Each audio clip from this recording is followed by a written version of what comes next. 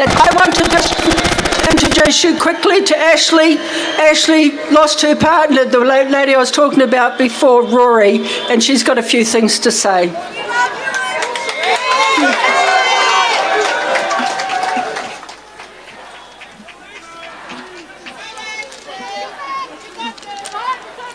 Thank you. On the 5th of November, my fiancé Rory and I headed to town to join our new bank as we had just purchased our dream home. We were buzzing. We then celebrated our biggest achievement by going out for breakfast.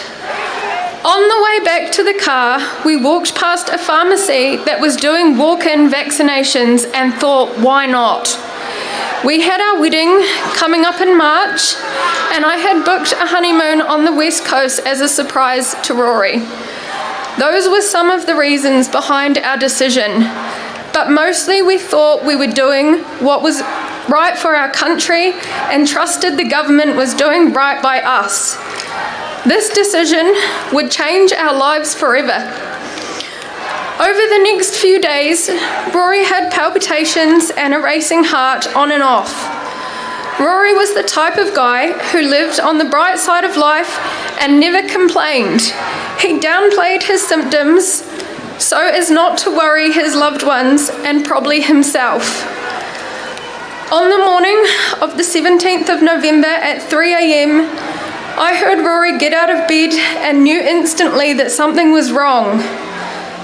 We agreed together that we needed to go to the hospital and get help. I put on my jacket and Rory went to the bathroom.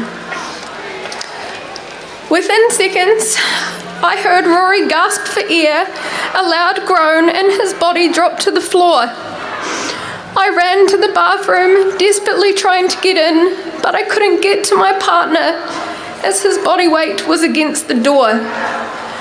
I watched as the medics performed CPR, gave multiple shots of adrenaline, and used the defibrillator for 40 long minutes.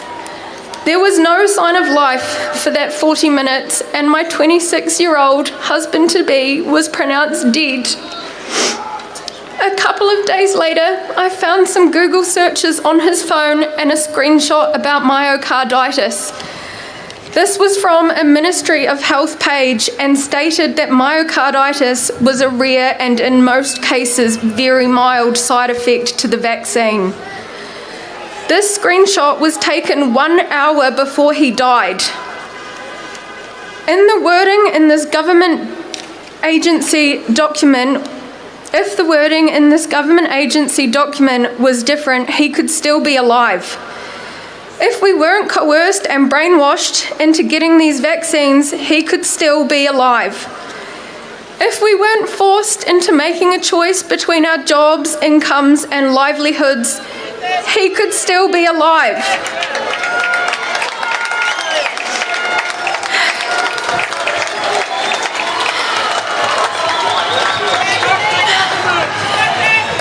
And if we had truthful information and were told about these side effects, he could still be alive. Rory, we were to be married on the 26th of March. A day that was supposed to be my happiest is now my saddest. We were to move into our dream home by the beach tomorrow with our 5 animals. We wanted to try for a baby next year. You deserved to experience all of these milestones and so much more.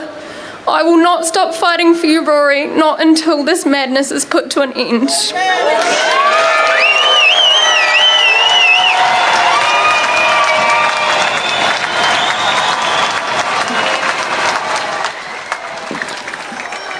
Ashley, why don't you give it up for Ashley?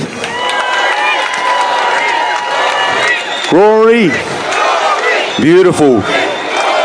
Awesome. You know, I want to say something to Ashley. Ashley, I want to say to you that today, as you have stood here in courage, you have honoured the memory of this amazing man.